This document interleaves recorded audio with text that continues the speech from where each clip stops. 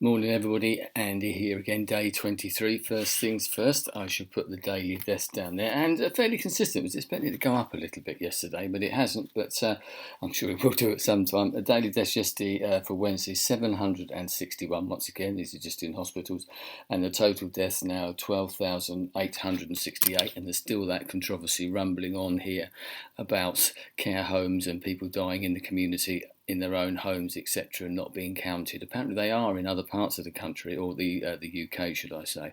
And also, we're still waiting for an announcement as to what's happening with our lockdown. We know it's going to be extended, but we don't know how far it's going to be extended. Whether the government are looking towards what other countries are doing, because places like Germany and Denmark and other places that I mentioned yesterday are starting to relax their lockdown restrictions slightly, not by much. And as I said before, probably bringing them down to the level that we have got anyway. And there's still, where's Boris and all that type of thing. But maybe I'll talk about that another day. Talk about something different today. But the daily album yesterday, once again, I should put that down there. The debut album 10 by Pearl Jam, which came out in 1992. So I thought I'd have something slightly more newer. And there it is, 28 years old, older than my children, and it's all very close to. And but then that's a new album. But there you go, so many from the 70s. But what I want to talk about, because we're all doing, for those of us who are in a lockdown, who've got more time on our hands, we're doing lots of things. Yes, we're binging, or certain people are binging on Netflix. And no, I haven't seen Tiger King yet. We haven't done it. We've done a little bit of that, but not a great deal. Yes, I'm doing this, obviously, I'm online, but I think a lot of people are actually going back what I call analog entertainment. People are starting to do like board games and things like that. I've seen people talking about that, getting them out of the cupboard, getting them out in the attic, because sometimes whole families together, as I said, they've got their time, or you're in a household, with your mates or something, you're getting all these things out, you're borrowing them maybe, and, so dusting them off out the cupboard, etc. And even I've seen people playing chess, type of things like that, and playing cards and all those type of things as well. And it's great what we used to call parlour games. And as I said, it's sort of going backwards and rediscovering sometimes, especially for people of my age, things that you probably remember playing back in the day. And, it takes you back to a different time. Yes, yeah, that was even further back than, the normal life that we had not long ago. But one thing that we've done, actually, look, I'll show you this. Do you remember that? Puzzles, yes, puzzles, yes. Found this, actually, we got this one, because you can probably tell it's a Venice, because we were lucky enough to go to Venice last year, which seems a lifetime ago once again, especially when you see the pictures of it now, and how uncrowded it is, how clear the waters are, and there's a lack of gondolas and cruise ships and types of things like that. Certainly wasn't like that in September. But we got that actually from Julie's brother when we were up, obviously well before the lockdown. I used to do puzzles when I was a lot younger, but I haven't done one for about 20 years now.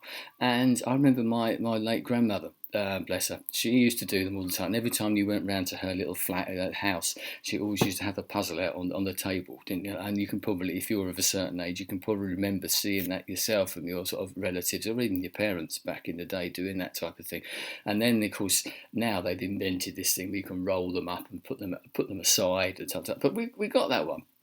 And as you see, I'll show you again quickly for a particular part of the story, so to speak.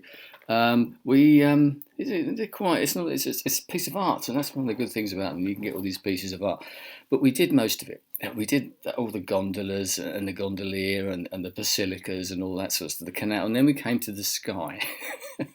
And I must admit, we didn't actually finish the sky. We got a bit bored with that and didn't do it. But that was actually before the lockdown. But I took delivery of this yesterday. Look, how about that, eh?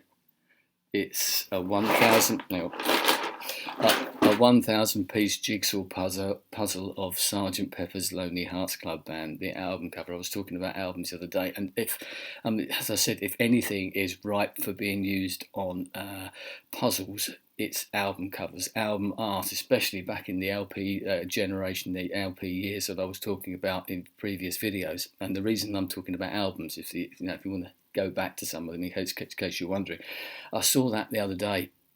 someone talking about it online actually, about how he discovered this is an official recognised, licensed or whatever Beatles product done by a particular company, and he was talking about having done that particular cover, and we all recognise the cover and we could all pick out bits, but as he pointed out, and it's probably like this if you do one of the puzzles that's a piece of art, like the Haywain or something or whatever, any sort of classic piece of art that's been made into a puzzle, you actually get to know it intimately because of all those little pieces you're putting in. You're noticing things that you would never have noticed before. This particular person said on that cover, he noticed that there's somebody on there, I'm not going to tell you who, there's somebody on there who's on there 3 times, and it's not the Beatles, it's not one of the members of the Beatles, and he didn't realise that, and neither did the people that he was talking to in this sort of podcast or whatever. They didn't realise that either, and these are people who know about music. That one, I'm not going to start it, I am going to do it, it's 1,000 pieces. They do others, Beatles albums as well. There's a whole series of them. I mean, I nearly bought Yellow Submarine, which is a great one with all the colours and everything as well. And they do Abbey Road. Strangely enough, they don't do the White Album. I can't think why they do. That would be a good one, though, wouldn't it? That would be a real teaser.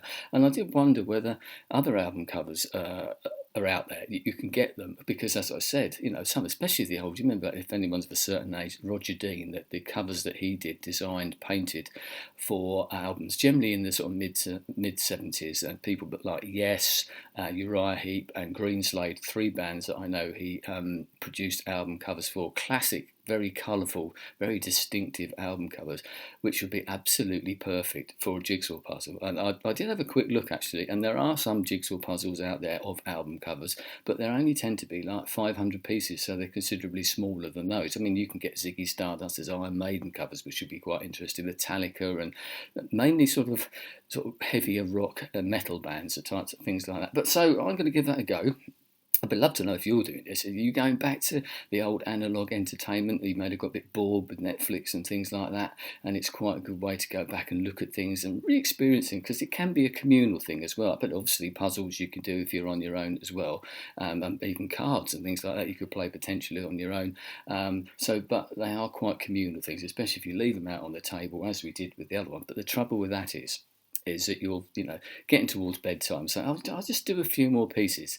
2 hours later, you find yourself battling. So I'm going to enjoy that, because it's a great way. Obviously the musical connection is a great one for me, and I may well end up buying some more as well. So anyway, I'll leave it there. Think about that. Analogue entertainment. It's the future, I reckon. Anyway, stay at home, stay safe, stay strong, and hopefully I shall speak to you tomorrow. Goodbye.